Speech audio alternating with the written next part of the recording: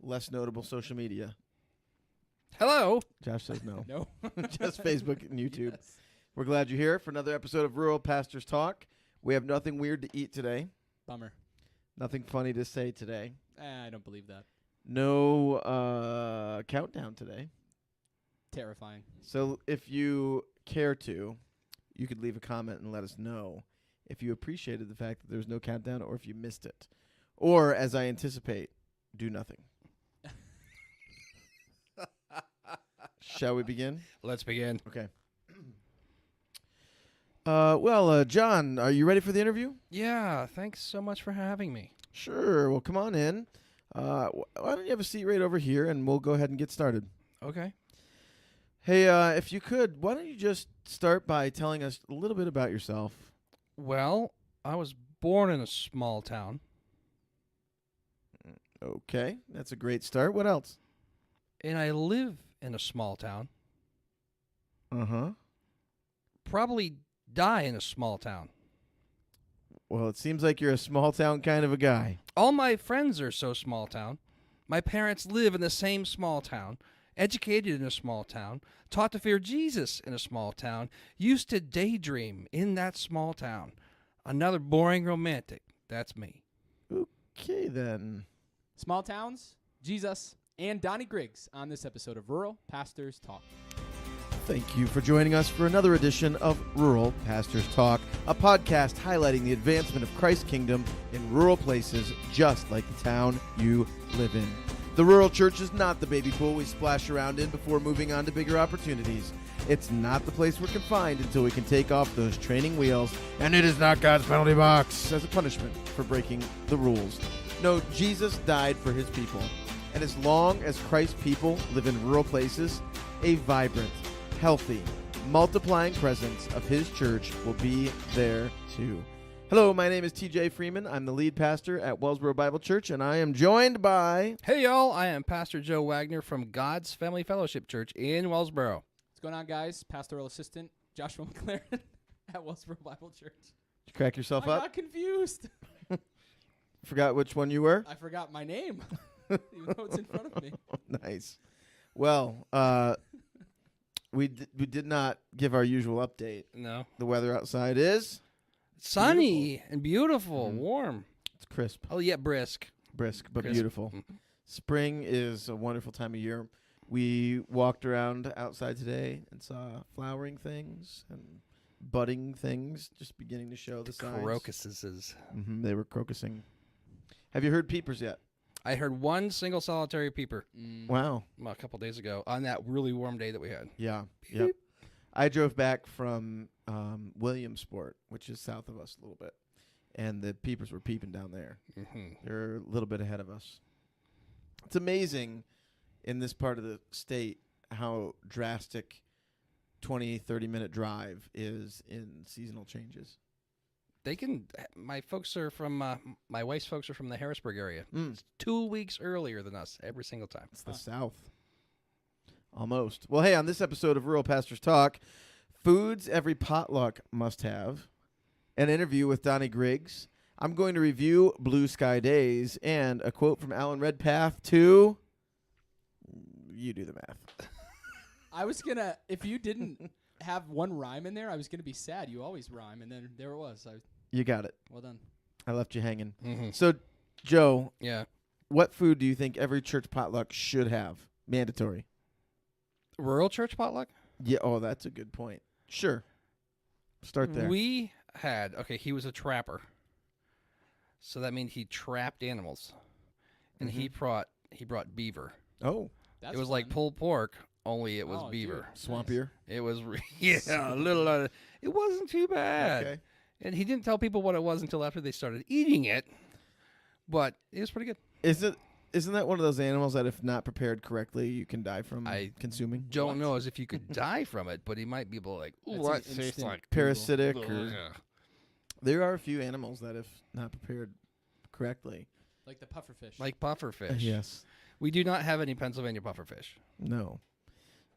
How about you? Wait. You're Well- saying that should become a staple? Absolutely. It was Okay. really, really good. We just living off the land sort of a deal.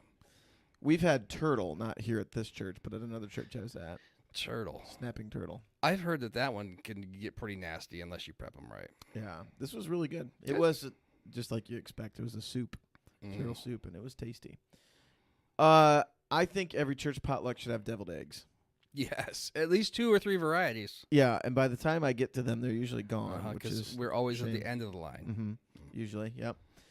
We also always have 3 or 4 varieties of mac and cheese here. Ooh. That's kind of nice. That was going to be my answer. Oh, Josh, I'm cheese. sorry. No, it's okay. Well, what's your I have backup specifics. answer? No. My specifics is we have a brother who makes mac and cheese every time, and he makes it gluten-free, and one is spicy and one is not. That's the Wellsboro Bible Church. That has to be at our potlucks. And then just generally, I like mac and cheese. So, But I think every potluck should have meat. That's the other thing.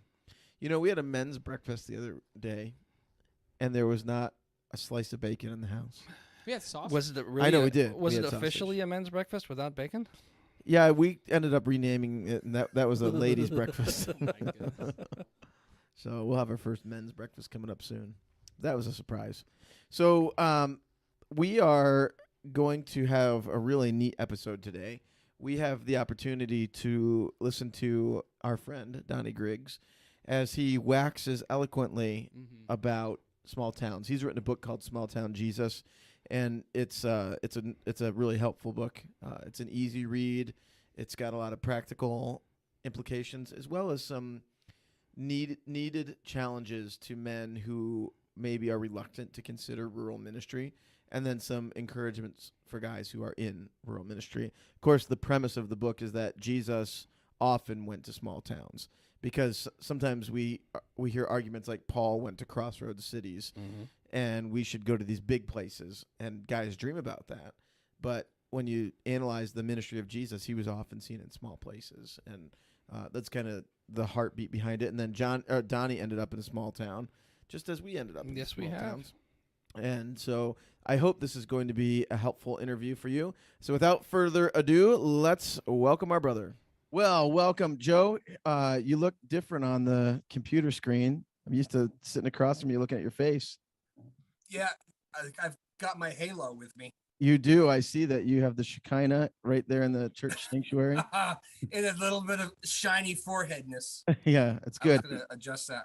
And we are joined by our new friend, a dear brother. His name is Donnie Griggs. I'll give just a little biographical info. Donnie was born and raised in a small town, so he's officially legit rural, guys. You can listen to him. Morehead City in coastal North Carolina. And he's a church planter, planted one Harbor Church. We'll get into this a little bit later, but he also did have a season where he was not so rural and not so East Coast, but that's okay. We still love him, and we're going to profit from even that season of his life. I've had the same kind of season. Joe, you never had that experience going out there. I have been faithful. You've been faithfully rural the whole time. So Donnie, welcome. Thanks for being here with us, brother. Man, so good to be here, Yeah. guys. Thanks so much for having me. Yeah, absolutely. Hey, how's the weather over there today? We usually talk about the weather. Freezing. Really? Yeah, it's I'm cold. freezing. It's wild. We're in the last little stretch. So Yeah. We Have got you our had? onion snow. That's what they call it around here. That's true. 6 Have you had inches false of- spring? yeah, basically. Yeah. Right. Yep. Good. Yeah. Well, for our listeners, we've asked Donnie to join us today because he is going to very kindly come and join us in Pennsylvania, April 28th and 29th at Camp Susquehanna for an event called the Small Town Jesus Summit. So we are asking people from all over the state of Pennsylvania, some guys from New York, maybe a little New Jersey, Ohio, Maryland, and coming together around this idea of seeing the rural church very healthy, strengthened for the glory of God. And we're just going to talk together about what it means to be healthy rural pastors and healthy rural churches, and it'll be a blessing. So if you've not yet signed up for the Small Town Jesus Summit, I encourage you to go to the link that Josh will place Show notes. in the show notes. And it's pinned on our Facebook page. Yes. Pinned right there. You can click it. That's right. And we would love to have you with us there. Wanted to just give you a little taste of who Donnie is and some of the things we can look forward to. So Donnie, I've had a chance to go through your book, Small Town Jesus. Super helpful to me, brother. I confess that, like you mentioned in the book, there was a season of my life where I wasn't exactly dreaming about going to a rural place. And I saw you mention that in there. Yeah, So man. when you were picturing yourself kind of in a ministry context, what was going through your mind as you were getting into ministry? Yeah, I mean, I'm from here, this little town in North Carolina, and you gave me credibility at the beginning. I just want to say that my experience now for the last several years doing this is that it's like when you go to like a lot of these kind of bigger conferences, there tends to be this, if it's suburban urban, it tends to be like how big's your church is the way you measure each other. And in our world, it's like how small is your town? That's how you measure each other as being legit or not.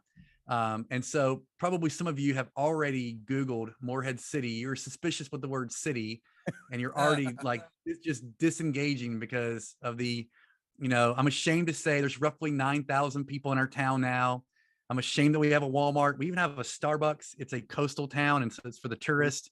I'm a Dunkin' man myself, but Amen, brother.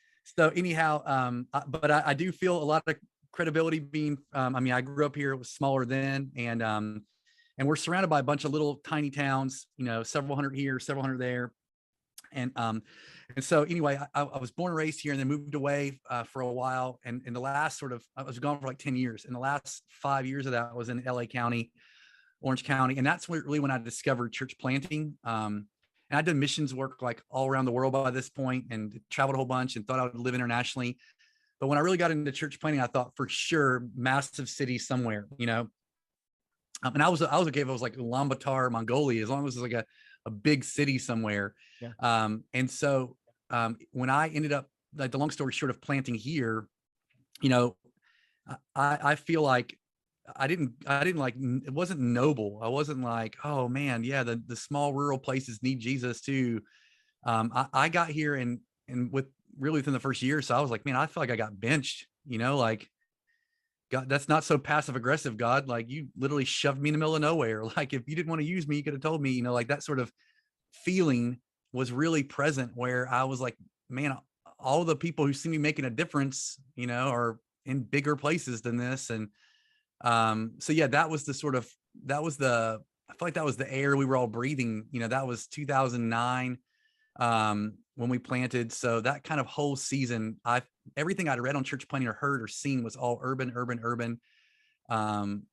Yeah. So I mean, unfortunately, I didn't go in with like this, robust view of like how small town rural ministry is so beautiful and good, and, God blesses it and all that. So That basically makes you normal, right? Because most guys aren't thinking that way. yeah, no, it's sad. And it's been neat to see, like, in the years, since the book and all the rest, like, I think things are changing, I mean, more stuff's been written in my book, and I've had a bunch of stuff to do. I've had a bunch of opportunities to go to seminaries and do stuff and conferences, and some other guys. And I feel like we're starting to see, there's more credibility attached to this, and it's likely they're guys putting their hand up for the right reasons, but that's just going to take time to change, Yeah, for sure. Hey, Joe, I know we are thousands of miles apart right now. So we can't tap each other under the A table couple like your thousand. turn, like we normally do. So But I was guessing that it was my turn. you're just gonna have to jump in when you're ready, brother. All right, I'll just jump in, even though we've got a tiny little bit of a lag. All right, so I'm actually pastoring in the same town that I grew up in. So, like, I went to high school in this town. Yep. And the way the Lord called me to ministry was like crazy, and we don't need to get into that now. But what is it like to minister in that same small town that you grew up in? I mean, there's a lot of people that knew you and still know you from when you were growing up. Just a little bit, because that's a challenge too, isn't it? Oh, Oh, absolutely. maybe you were a lot better kid than I was. No, I mean, no, I have lots of regret, and that regret like follows you. I mean, those people have come to our church, and I've interacted with them all the time, like around town. You see them everywhere. I mean, candidly, just before we started this, I was meeting with a young lady who I did her dad's funeral, and I grew up with her dad. And there's just layers and layers, like you're never away from it. Even though like we live in an area where there's tourists and there, people come here for vacation, the core of the town is still very much, there's a book about our town that they sell all over the place. And on the cover is my mom as a little girl, my granddad. Wow. This is my town. And so It's I your would part of the say, DNA. yeah, I do. I feel like it. I mean, I've got our county seal tattooed on my arm. I mean, I love this place. I think it's got pros and cons. And to me, the pros outweigh the cons. But the cons are that kind of, it's hard to escape the past. It's hard, like when like you have to say or do tough things, it's really easy for people to kind of like scoff at like who you were and your origins and all that, like you can easily get put right back down to like high school or middle school. But the pros of like really understanding the town and those like really kind of almost ancient relationships, it feels like, Right. invariably I run into, I'm doing a funeral this Sunday where we had a terrible accident, actually made national news, tragedy where 4 teenage boys and then 4 adults were killed in a plane accident coming back from a duck hunt. And one of those families, they're in our church, and the funeral will be massive. It'll be sad, it'll be massive. And I've got this leg up of already knowing a lot of these people forever. I mean, that I wouldn't trade that for the world, and so, yeah, everywhere you go in town, everybody sees you and knows you. You feel like you're in a fishbowl all the time. I mean, that stuff is tough. But again, for me, it's been a blessing. I feel like I haven't had to earn like the credibility in the same way that I think lots of other guys do, Yeah, that's huge. One of the things we often encourage is guys that have gone on to bigger places. Not all of them should come home, but I think some of them should come home for the reasons you just said. I think being in that fishbowl, everybody does look at you. There's a certain sort of a negative there too, but at the same time, you've almost got them right where you want them. Sometimes that they are looking at you, and you do have, like what you said, those ancient sorts of relationships. Yeah, that's good. So, brother, was you there? remember me when I was in high school? You might remember me when I was in college. The amazing thing that the Lord's done in my life. Now, what I would. Yeah, that's true. That's a really powerful thing too. And some people just don't get it. They ignore it. But well, and the last thing I'll say too is the joy when like someone gets saved or baptized. Like I'm baptizing that girl this Sunday. Praise God. And I knew her dad growing up. He had a massive substance abuse problem, and it was an honor to do his funeral for her and for the family. But like her getting baptized, like, I mean, it just those moments mean so much more, because it's like I have 30 years, of history with her family, 40 years of history with her family. So it's sweeter, So I can see that. That's a really good way to describe it. Did you have any sort of culture shock when you came back? I mean, you were out for 10 years, right? So you were in LA, you were in Orange County, and then came back to Red City. I was there, but it's like that old, you can't take the country out of the boy, you can take the boy out of the country thing. I mean, I was an old redneck just living in Orange County. I would see deer, think about shooting them, couldn't do it, but thought about it. Yeah. So yeah, that's awesome. Yeah. So is there a time since you've come back where you've just faced discouragement, and maybe some of that discouragement is connected to the fact that rural ministry has a particular difficulty that's just different from being other places? Man, absolutely. I think there's been lots of moments. The flip side of it's really sweet when like you're doing that kind of baptism thing is when, like, I heard somebody say this early on. I was at a church planting conference, and they were like, yeah, when people leave your church, for you church planners out there, those people are kind of just like scaffolding. They just sort of help get things going. You should expect they're going to leave. And I'm like, well, what if the scaffolding people were like, kids you went to scouts with? And what if they were like moms, like you stayed at their home, like when things were going bad at your parents' house? And what if like you've known these people your whole life? Like when they leave, it don't feel like scaffolding, it rips your heart out, it's painful and sad and hard. And so I think kind of with that in the background, this last couple of years, with all the like the hostility around COVID stuff, politics, race, being a faithful pastor, in rural America has not been easy these last couple of years. The real, sort of prominence of Christian nationalism and all those things, when folks, lots of us have, had people get angry and leave, it's like you couldn't make anybody happy no matter what you did. Well, if half the church walked out, well, if half those people you grew up with, that hurts at a whole new level, and I mean, that's probably the only moment where like, I would have like longed to, like, it would be great to be leading a church somewhere where I didn't really know these people, where I wasn't going to see them at Walmart. Distance. I wasn't going to see him at Walmart. I wasn't going to bump into him on date night. I wasn't going to like, you start to feel like that's attractive. Like, I mean, so I think that's probably been the most discouraged I've been, has been through this last season. And by God's grace, we've had just some amazing, stories of restoration, and so many of those folks have come back, and we've all learned stuff together. But I mean, I know the sort of the challenge, the exodus, every pastor was feeling, across the country. But when it's like a small town and you see them everywhere and you've known them forever, man, it just hurts at a new level, So how about it? Like, having experienced that, gone through that, like all of us that are here talking, in that sort of a context that we've just come out of, but then also adding that real sort of a context. And then there's another added context of where you're in the town where you grew up in. How about leadership development within the church? Like, how have you gone about raising up and equipping leaders to be able to serve and to work in the ministry? How are you? Man, God's been really kind to us in that way. I think, and again, I mean, I don't know. These kinds of conversations are so helpful as long as it's not sounding prescriptive, as long as it sort of sounds descriptive. And so, I don't want to fall into the just do this and everything will work for you too. Like that's stuff we want to steer clear of, because I think, especially particularly in rural ministry, in our context, there's similarities, but there's also real differences, and so kind of that said, philosophy wise, we realized we didn't start off with philosophy. We started off with just the reality was that nobody wanted to move here.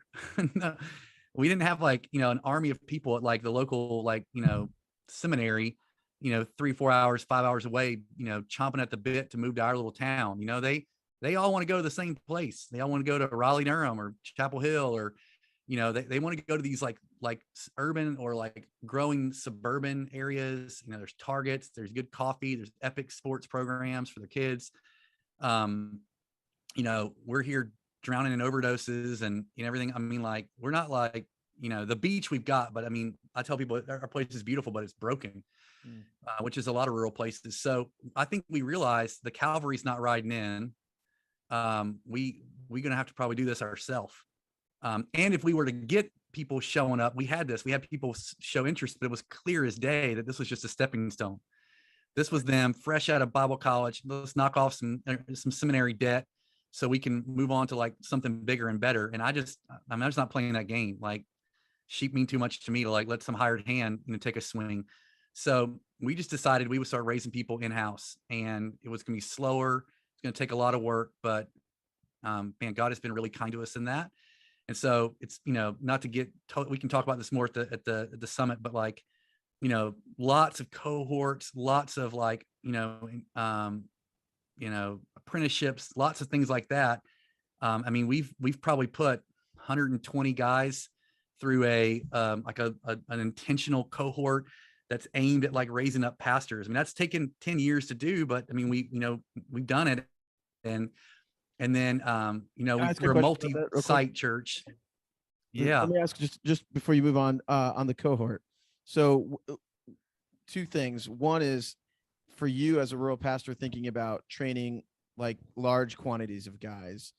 What structural elements do you put in place so that you're still sane? Like, Sunday's still coming, and now you've got these added responsibilities, which I think discourages a lot of guys from taking the step of saying, I'm going to do the hard work to train somebody.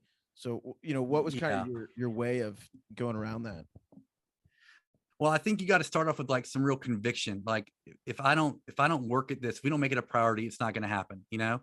And so you have to make time for it, which means you have to take away time from other stuff. And then you got to think about what your capacity is. You know, we're at a different phase than we were 10 years ago, even, you know, way different, you know, the team's gotten bigger and there's more load getting shared around. But you know, I'm not trying to bring through 100 guys at once. I'm trying to bring like 6 or 10 through, you know, and I'll take a year to 18 months with those 6 or 10 guys. And we may meet one night a month. And they, you know, there's like a curriculum. They'll read something, they'll write a paper, we'll get together, we'll order a bunch of chicken wings and we'll hash it out for 2 or 3 hours. You know, it's, I tell guys, you know, raising up leaders, it's a lot more like smoking a pork butt than it is grilling a hot dog. You know, it's slow and slow. It takes a long time. But that makes it worth it, you know? And so because it's not instantly gratifying, it does, you're right. It does, TJ, just floats to the background and the tyranny of the urgent takes over. And then you wake up and go, gosh, I wish we had some leaders, but you know, how's that ever going to happen? We just have to start. And so we started with like, we didn't know what we were doing. We didn't know our head from a hole in the ground. It was like 5 guys. And the curriculum was, hey, what do you guys want to talk about? I'm not kidding you. That was the curriculum. Sat down, here's some pizza. What do y'all want to talk about?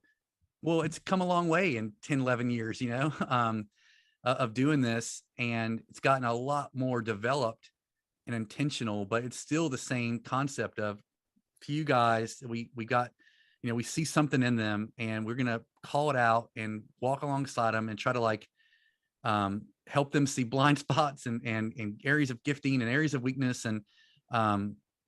And then that's led to, I mean, we've got, you know, it's probably soon to be 24 pastors across the 4 sites. And pretty much all of those we've raised up in-house.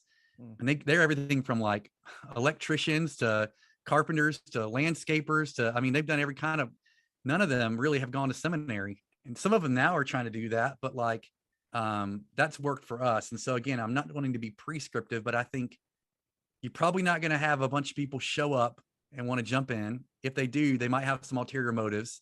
And then you got to work with people, but in that we're going to have to like be willing to work with people who don't fit the grid, you know? And the last little thing I'll say on that is like, I love Acts 4:13 because it says they recognized, they looked at, you know, Peter and they said, I mean, these guys are, they're ordinary, they're unschooled, but they've been with Jesus. And that has been like, for me, like a banner. Like I'm okay working with guys who don't fit the, like, they're kind of unschooled and ordinary, but man, they've been with Jesus. Man, they love the sheep, you know? So I don't know. That's like 30,000 foot. No, that's really helpful. The other thing about that, I think that's really encouraging is, you know, this is something that can be done regardless of context. So yes, you're right. There's nuances, but the encouragement to just start, anybody can order a pizza and say, what do you guys want to talk about? Like that's a great starting point and launch point. And then development happens over time. And one thing we think about a lot is, you know, we're always comparing. You know, we're comparing what's going on in bigger places. We're comparing on what's going on in what seems to be healthier rural churches. And then we're trying to race to this, like, by next year, I need to have this. But you're talking 10 years, brother. And that's a decade of long plodding and hard work. And I think that's just a good encouragement to our listeners to just say, hang in there, especially after COVID. Like, that statistic that you're a part of, that we're a part of feeling discouraged during that season, carries out throughout. And you can't do that. You can't do that if it's a stepping stone for you.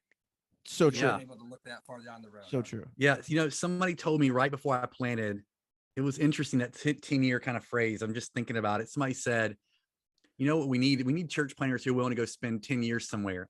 Somebody did a drive-by. I was like, I remember where I was walking into a bathroom, like, and somebody just said that, and it like resonated with me. And then like a year later, someone said, you know, it takes about 10 years to change culture. Just someone, I don't know if it's like just whatever, a guess or whatever, but that kind of number has like, in my head, I've always thought, okay, I've got to think slower. You know, I think my friend Stephen Whitmer and all the guys up in New England, they always talk about, they've got 100-year vision, you know, for what they want to see happen in New England. Like they know that, like, they know that for like what they, unless God just hits the microwave button, they're thinking 100 years out, which means they'll be dead.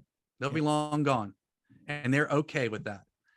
I think that's a good word for us, man, in our moment, you know?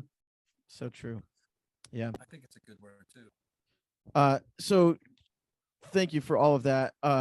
One question I had for you is, being a healthy church in a place where there's not a lot of healthy churches, have you guys been able to try to think through ways that you can be a resource to other churches in your region?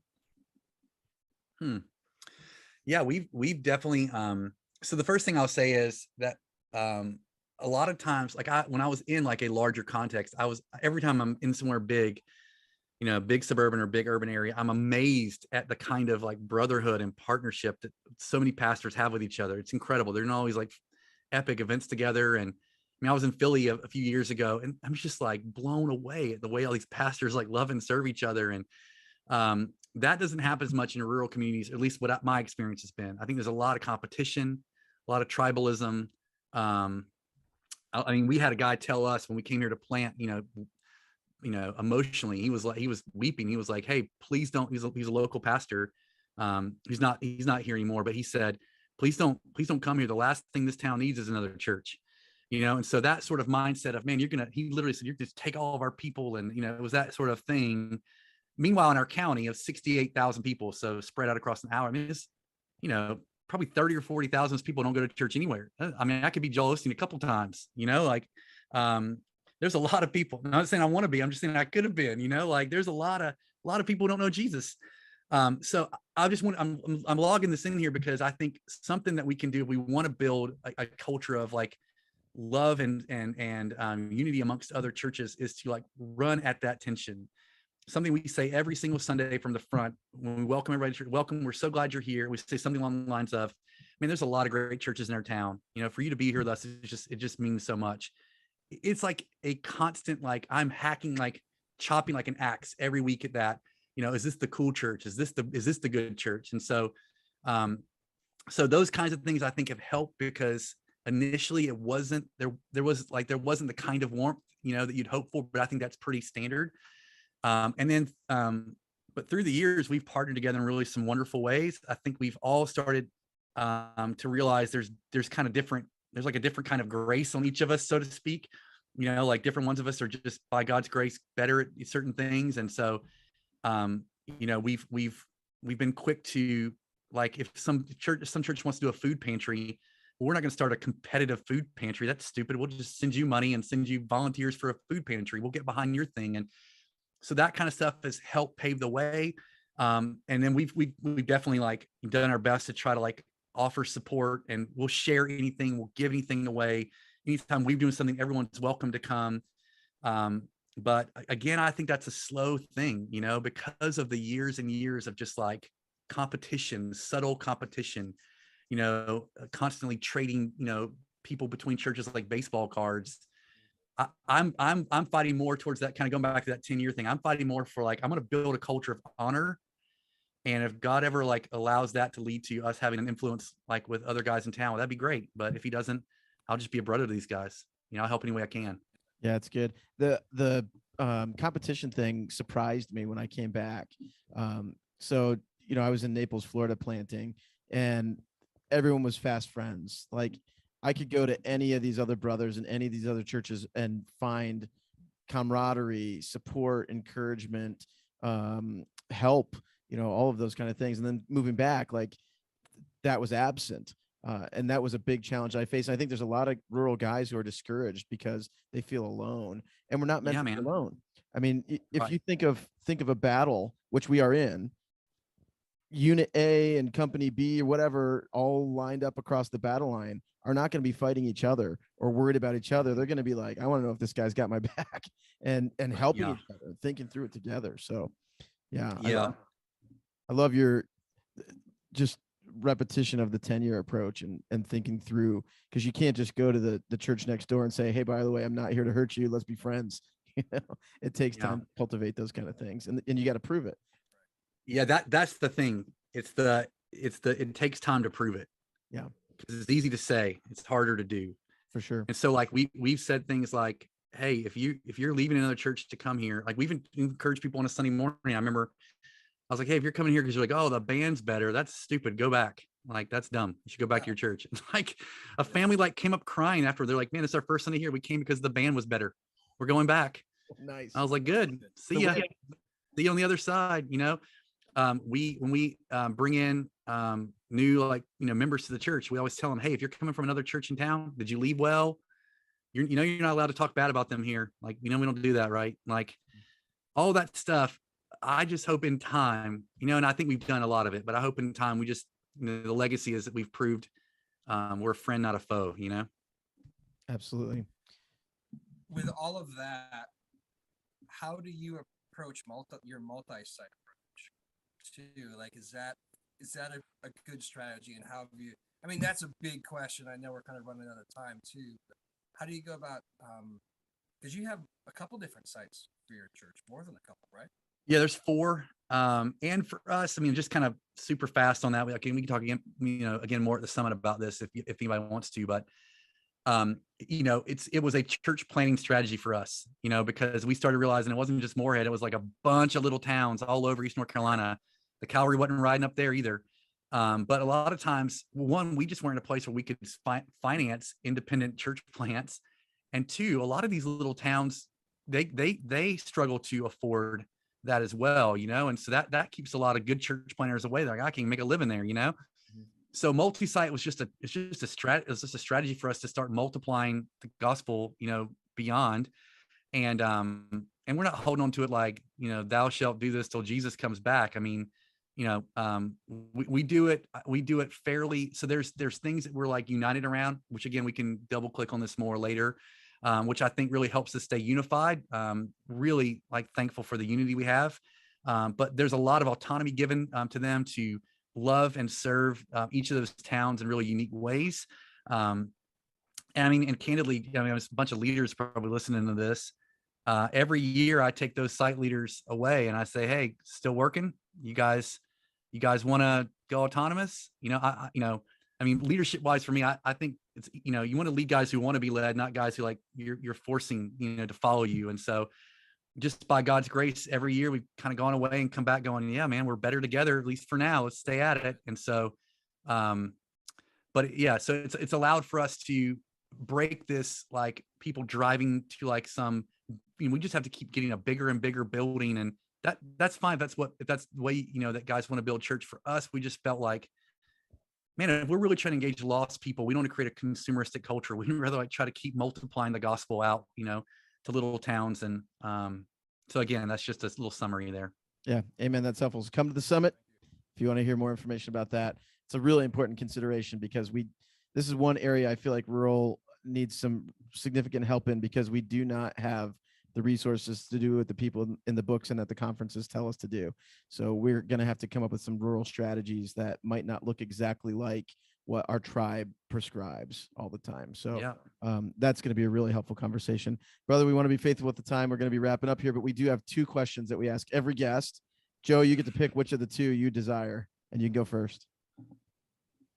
What is your favorite hymn, brother? All right, putting you right on the spot. Your favorite hymn. A favorite hymn. Do we get to pick modern hymns? Is that a thing? The range is yours. You define him yourself. Man, I would say In Christ Alone, is what jumps out. Yeah. Okay. Awesome. Never been asked that. Ah, nice. Well, I told you these were sneaky little questions we throw in there. And the next one is even more theological. The other one is way easier. Yeah. What is your favorite ice cream? Man, I'm a Heath Bar Blizzard man myself. Ooh, all right. Ooh, so I'm from the country. They served us ice cream at the conference we're at, and I'm eating vanilla ice cream with Heath bars in it right now. So, bro, well, I've been told I'm what they call pre-diabetic, so I will live vicariously through you. Sorry about that. Didn't mean to make you stumble. No, bro, it's all right. In heaven, I'm gonna eat a bunch of it. That's what I imagine is going down. 5-gallon bucket Blizzard right when I walk through the doors. Perfect. Well, hey, Donnie, if people want to find out more about you or learn about some of the resources that you have provided, where can they go? Yeah, smalltownjesus.com. It's got a whole bunch of stuff. We've talked about multi-site and leaders and all that stuff's on there. So you can go read a bunch of stuff there. Our church website, oneharborchurch.com, has got a bunch of stuff. And I'm on Twitter and Facebook and Instagram and all that. Perfect. Well, hey, it's been a pleasure. Thank you so much for taking the time, and we look Donnie, forward to thank seeing so you much. here in April. Thank you, guys. Looking forward to it. All right, God bless, thank brother. you Thanks, so brother. much. Take Bye. care. Yikes! Zoinks! We're in trouble. We are We need to issue our standard SOS. for sweets and other sweets. Olives. Olives. Ew. No, olives don't go well with Sweet sweets. olive sweet. Instead, this SOS is all about subscribing, offering a review, and sharing. Please do those 3 things and save us. And now, Wow. Stuff. rural. Pastors. Can you Reviews. So today we have the opportunity to talk about a little something that we enjoy here at Wellsboro Bible Church called the Blue Sky Day. Hmm. And you know why this is on the docket? Are you going to have one soon? We had one today. Oh. That is how we began our day today. So once a quarter, except during COVID and times of moving from one building to the other, when you need to stretch out the time in between a little bit, once a quarter, we as a staff get together and go out under the blue sky. Now, the last 3 or 4 times we did it, it was gray. Mhm. So I felt bad for false advertising. But the purpose is to just enjoy being with your brothers and sisters in Christ who you're serving alongside in a capacity that's not under the pressure of daily ministry responsibilities, surrounded by, office chairs. And so you just get out of the office, you go do something fun together. Now, this would apply whether you have a staff or not, because you have a leadership team that you can invest in like this. You probably have elders or deacons in your church. You probably have people who volunteer to do things like lead the music, like run men's ministry or women's ministry or a Bible study or whatever. Your greeter person, lead greeter, lead usher. Get these people together, staff, volunteers, you name it, and plan a time that fits everybody's schedule and just go do something regionally that's enjoyable. So a couple examples of things we've done. At least twice we have done a completely free hike through the woods. You can bring snacks along, you can bring food along, you can go to lunch afterward, doesn't matter. But you just get out and you take a hike and then try to find somewhere along the trail, maybe a vista, where you can stop and pray together. That'd be cool. Yeah, it's just a totally different experience. Something else we've done is we've gone to places that are a little further away than our own town for lunch. So I hate to admit the name of the town we went to, Where'd you go? Ithaca. Not everybody's down with Ithaca because they still make you wear masks. Do they? I don't know, but That's not the only reason. the worldview of the average Ithacanian, I would say Ithacander. Ithacander, is My sister-in-law is now an Ithacander. well, maybe she doesn't fit this then, but Maybe most she of doesn't them listen are to the podcast. most of them are left of left, so they're out there pretty far. Some of them, but we went there because there's some really good Thai food, and there's a neat place to walk around and just kind of spent the day together. Oh, one time we went to the Martin Guitar Factory. Ooh, Yes. where's that? That is in southeastern Pennsylvania. So we just took a day and did a road trip, left early, came back at a decent time, and spent some time there together. We have gone to visit local attractions. We live near Corning, New York, so today we went to the Corning Museum of Glass, Nice. which was really, really fun. And we had pizza together at a Lunch on Market Street? Anelio's Pizza. That's kind of the local New York style pizza hotspot in our region. Tried to go get some of the world's best ice cream afterward at Dippity Doodah's, But but it was closed They closed. because it's not summer yet. They open tomorrow at 3. And then one time years ago, we saw a Christian film that was out in the movie theater. Other ideas would be something like going and doing laser tag or an escape room, something like that. But whatever it is, I mean, the brothers listening have plenty of things in their own area. But go do local stuff. Like it's just fun with this group of people, and it gives you a chance to walk around together. There's something to look at. It's a common experience, and I think it's just really, really a great opportunity for relationship building. Anything to add to that, Josh? You've been to a few of them. Yeah, we went boating one time on Cuca Lake. That was a lot of fun because we were able to do that and have fun in the sun and in the water, but then had extra time to kind of visit some architecture. There was like that beautiful church on the hillside. Yeah. That's the time Enjoying ice cream. I almost lost my sanctification because the happened? boat wouldn't start. Oh, yeah.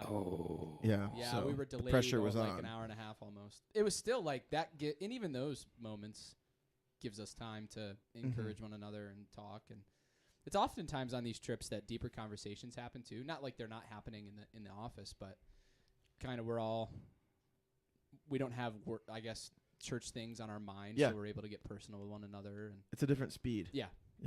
It's good. So highly recommend that. Joe, anything you want to say about that? That sounds like a wonderful idea.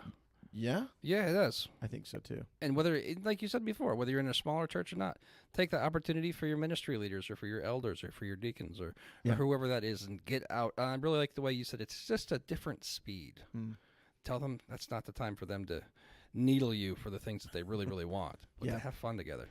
That's right. Very good. And we're going to close this time with a quote from Alan Redpath. It is, "Reverent fear of God is the key to faithfulness in every situation, including your small town ministry." Hang in there, brother. Amen. Thank you to Donnie Griggs. Make sure you check out his stuff. Yep. And if you want to join us at that conference, it is April 28th and 29th. You can sign up on our Facebook page. Is probably the easiest way to do it. Yep. Facebook.com/Josh is awesome. Rural Pastors Talk. Oh, okay. I get those two confused. And sayonara. Bye-bye. Raise your Ebenezer. Thank you for joining us for another edition of Rural Pastors Talk, the podcast highlighting the advancement of Christ's kingdom in rural places just like the town you live in. Josh, if people want to contact us, they should. Go to realpastorstalk@gmail.com. Email, I guess I should say.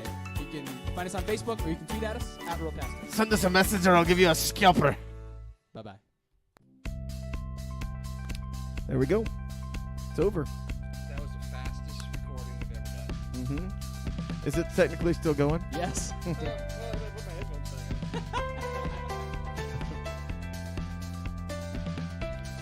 We did- removed the intro music, but not the outro Right. music. That's what threw me off. Yeah, I know. It felt like we should have had no outro music. Oh, well. That's okay. If they're still with us, the brothers and sisters who listen at this point, Yes. we should throw them a bone and allow them to enjoy our post. Like extra bonus content. Yeah. Your best dad joke, Josh. I know someone who's doing a dad joke off Saturday. I heard about this. Yeah. Did you? I did. That's funny. Yep. What's the one with the calendar? I never remember the punchline. I'm scared for the calendar. What's the punchline? Its days are numbered. Nice. That's one less joke TJ can tell now. I have a controversial one that you guys have heard. I don't think you should say it. I'm going to read the room. Is it the sheep one? No. The What cow. do you feed the sheep? It's the cow. Yeah. Yeah. Yeah. Yeah, I don't think it'll happen. But if everyone's had a few Coca-Colas, It's like a 2 Coke minimum. yeah, they might be relaxed enough to receive it. I don't know. They'll never look at me the same.